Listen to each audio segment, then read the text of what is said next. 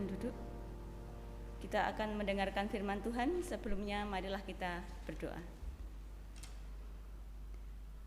Bapa kami yang di surga, kami mengucap syukur atas seluruh penyertaan yang telah Tuhan berikan kepada kami, sehingga kami dapat menjalani hari-hari dengan penuh sukacita.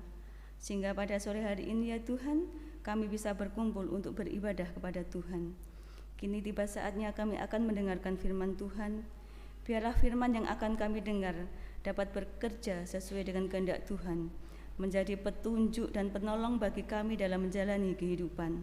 Berkati kami ya Tuhan, biarlah kami bisa menjadi pendengar yang baik dan pelaku yang baik untuk firman-Mu. Berkati dan urapi hamba Tuhan yang penuh kekurangan dengan Roh Kudus-Mu, sehingga firman yang tertabur sesuai kehendak Tuhan. Terima kasih ya Tuhan, hanya di dalam nama Tuhan Yesus Kristus kami berdoa dan menyembah. Haleluya, amin.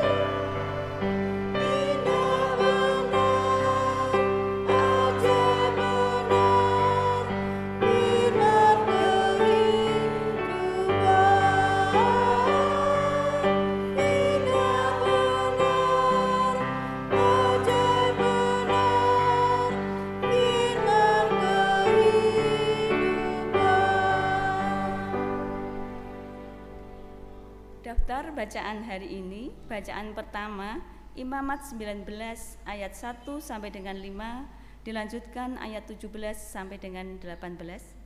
Mazmur tanggapan, Mazmur 133.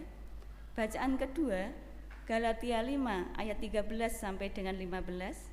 Sedang bacaan Injil Matius 5 ayat 43 sampai dengan 48.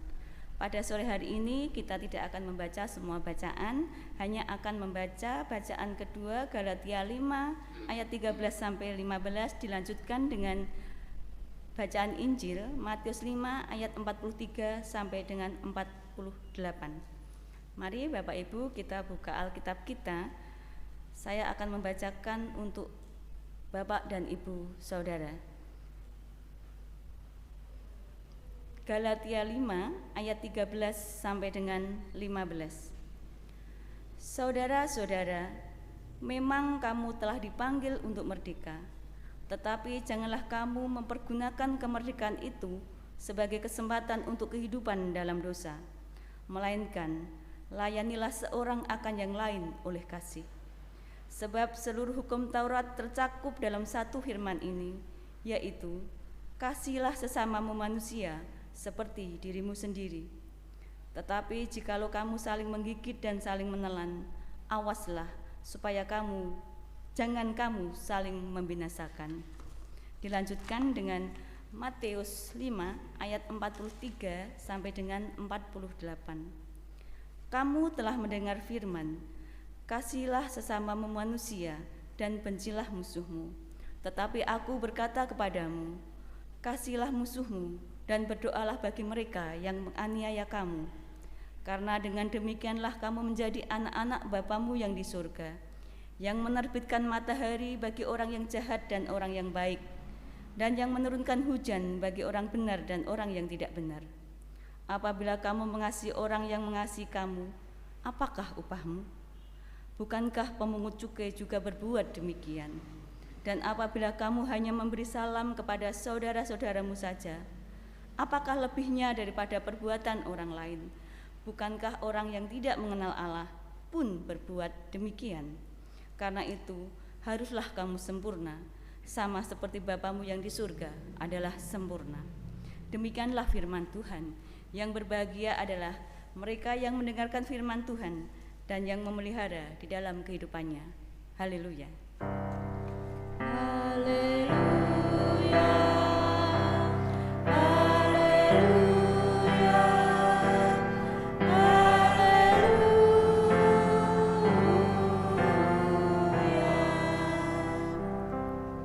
Selamat sore Bapak Ibu yang dikasihi Tuhan. Shalom. Ngantuk mboten Bapak Ibu? Mboten nggih. Walaupun sore capek baru pulang dari kerja, tapi tasih semangat nggih? Ya, puji Tuhan. Ibadah pada sore hari ini adalah ibadah istimewa dalam rangka memperingati hari ulang tahun kemerdekaan Republik Indonesia yang ke-78 dengan tema dimerdekakan untuk saling mengasihi.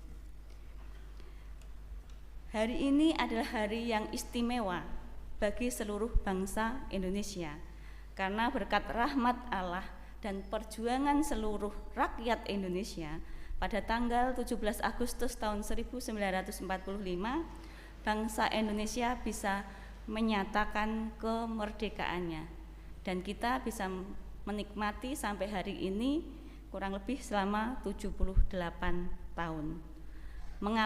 Mengawali renungan kita sore hari ini, marilah kita menggelorakan semangat perjuangan. Siap Bapak Ibu? Siap. 3 kali nggih? Ya. Merdeka. Merdeka. Merdeka. Merdeka. Merdeka. Merdeka. Puji Tuhan, terima kasih.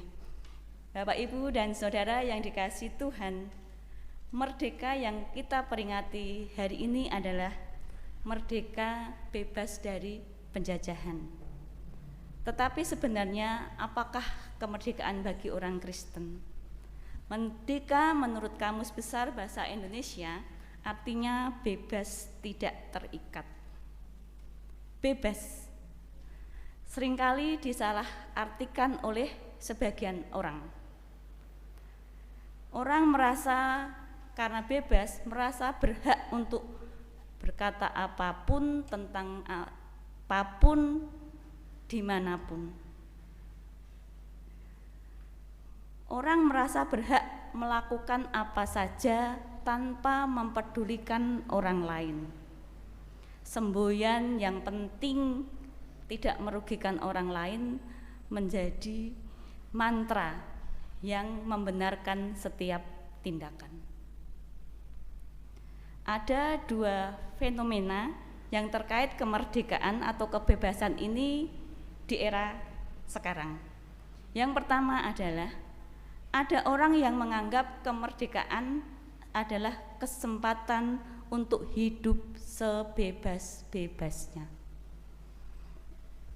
Dengan mengatasnamakan HAM, hak asasi manusia, banyak orang tanpa peduli berbuat sesuka hati, tidak mempedulikan perasaan orang lain, tidak mempedulikan akibat yang timbul dari apa yang dia lakukan. Sebagai contoh, kalau Bapak Ibu mirsani TV atau membaca koran, sosial media, sekarang ini masih ada orang yang memakai media-media ini untuk menjatuhkan orang lain, mengumbar aib orang lain.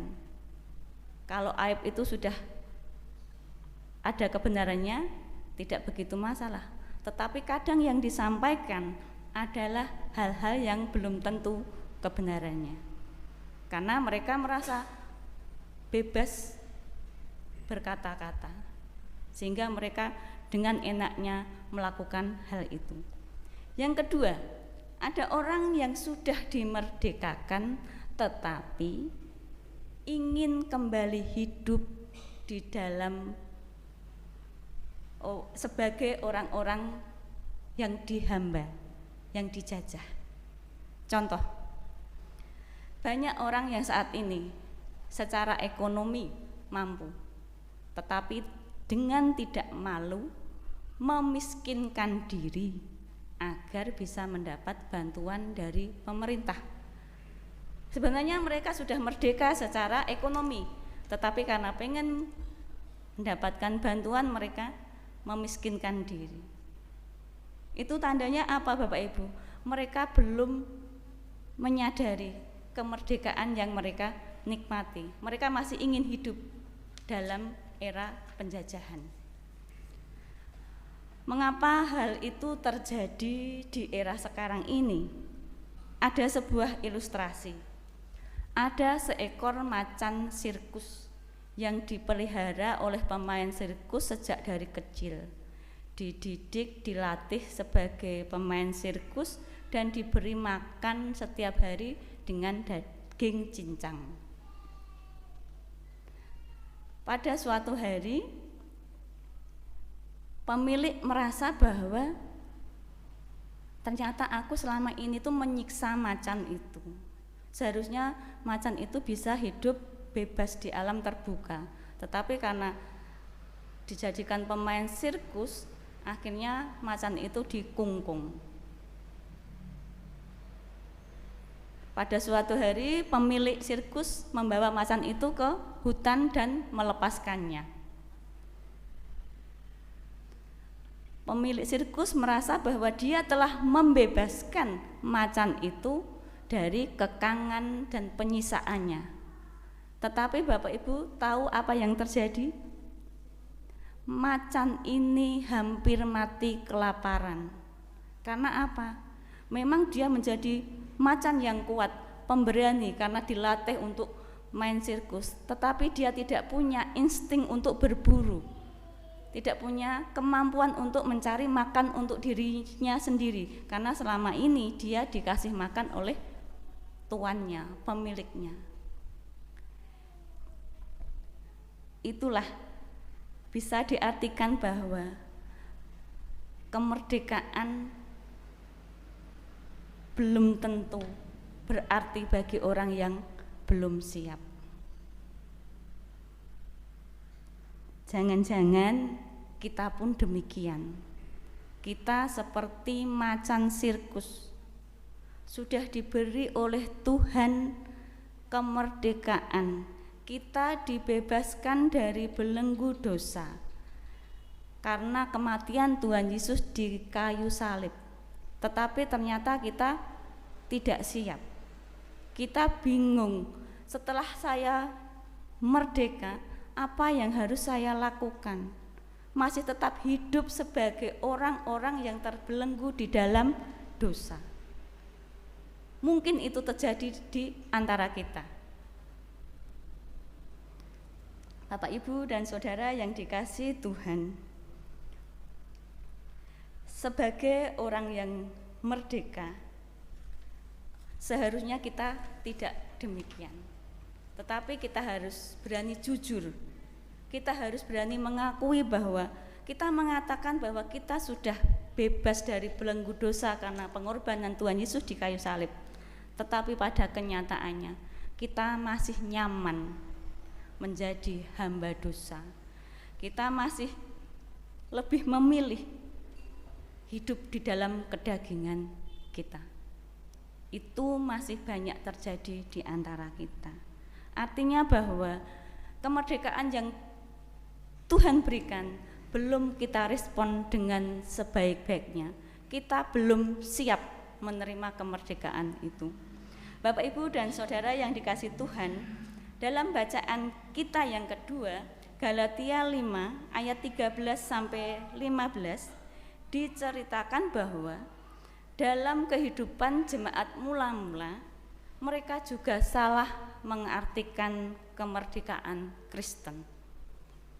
Sebagian dari mereka menganggap kemerdekaan Kristen yang diajarkan sebagai kesempatan untuk berbuat dosa.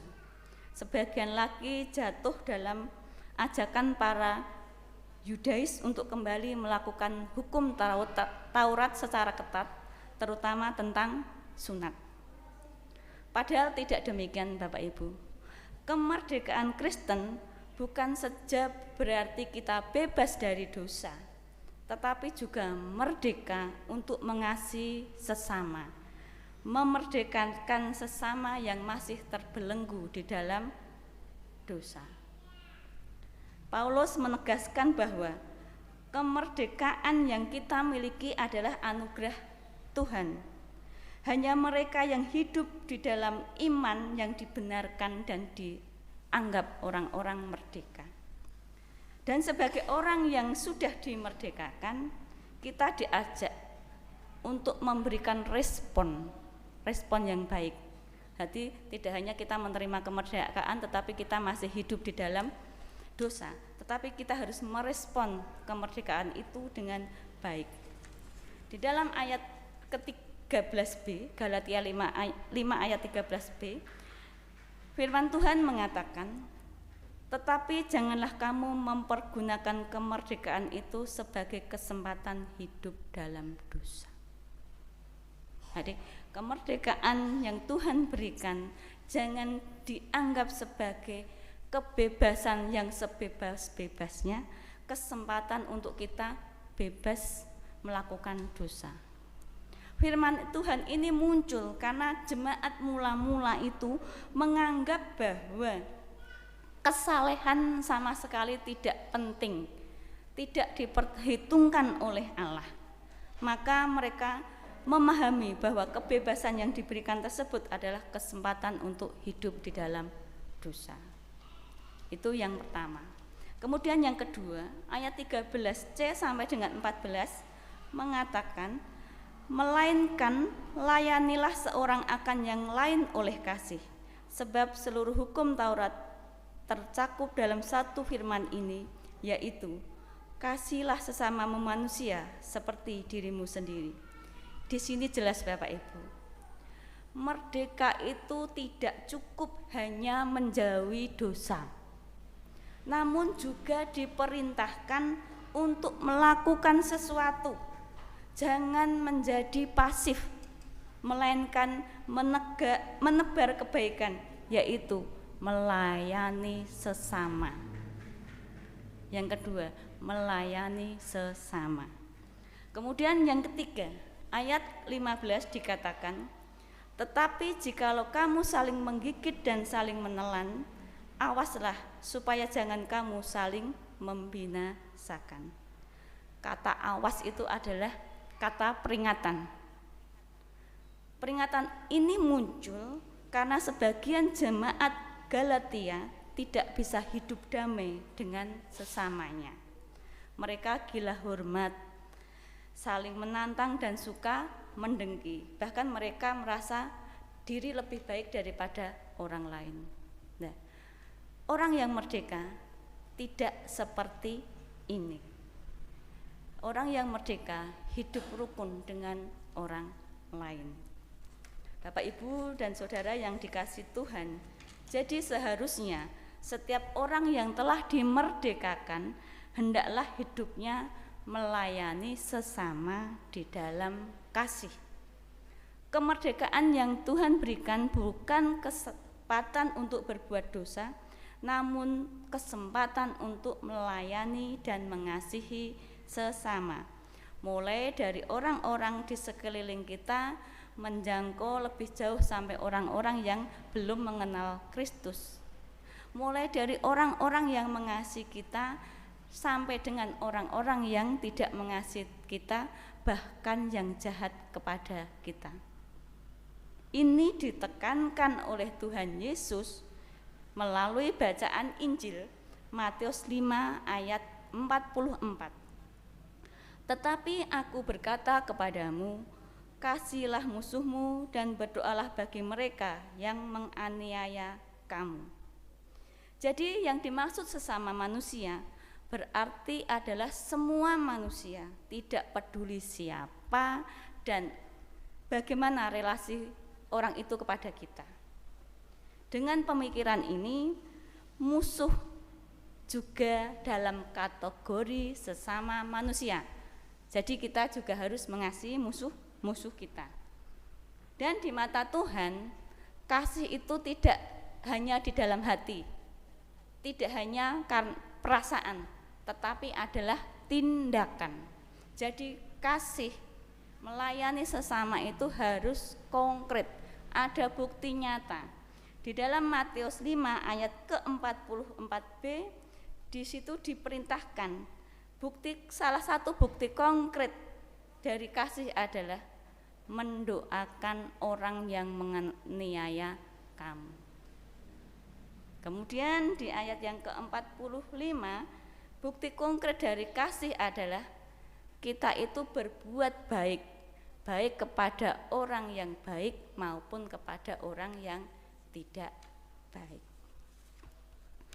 Bapak, Ibu, dan Saudara yang dikasihi Tuhan, di Indonesia di dalam pasal 49 KUHP tertulis tentang perundang-undangan pembelaan diri, yaitu dimungkinkan bagi kita jika terpaksa bisa melakukan tindakan dalam rangka mempertahankan harta, benda, ataupun keselamatan diri.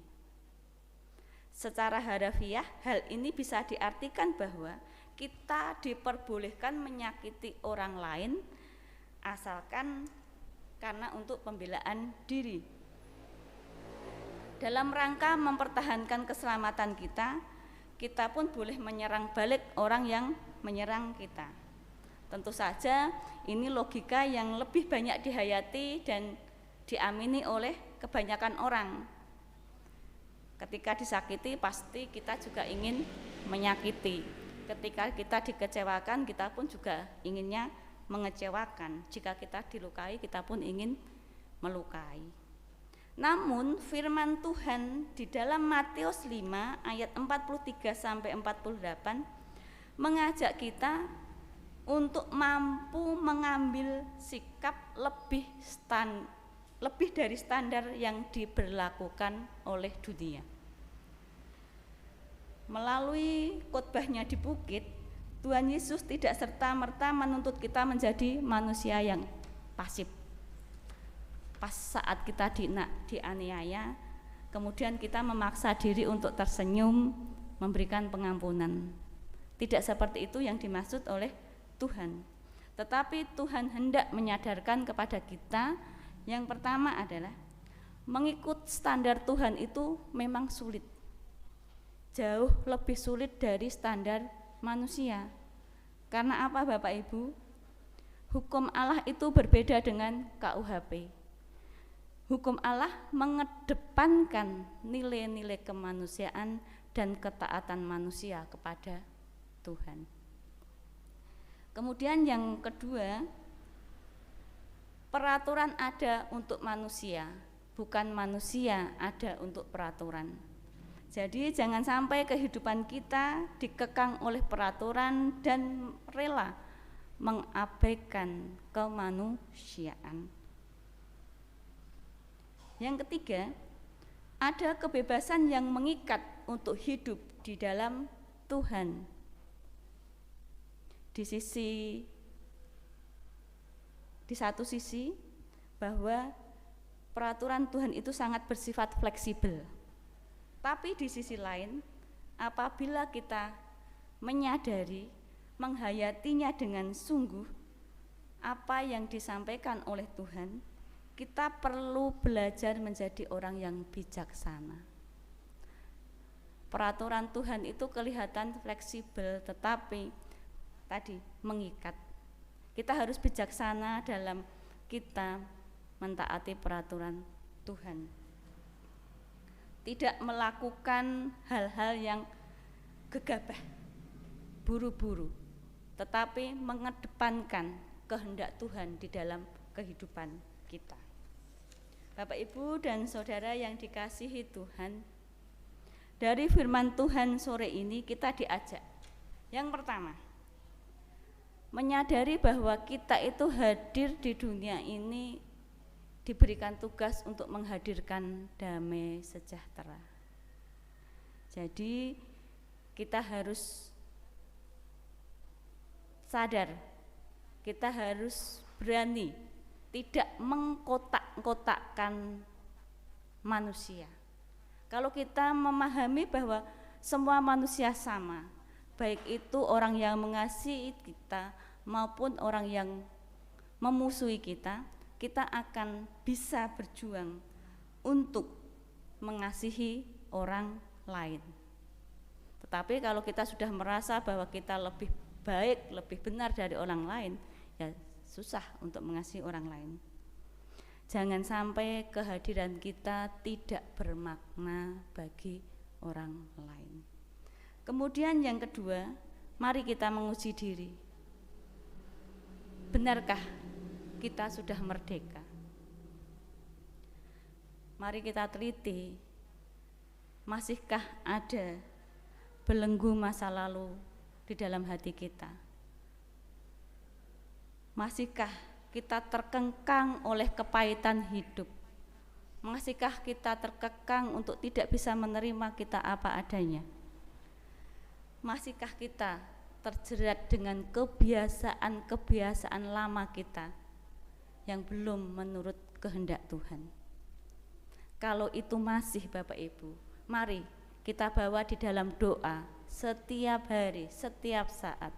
Karena Tuhan pasti akan melepaskan kita, membebaskan kita dari kekangan masa lalu kita, kekangan dosa, dan kita akan dimerdekakan oleh Tuhan.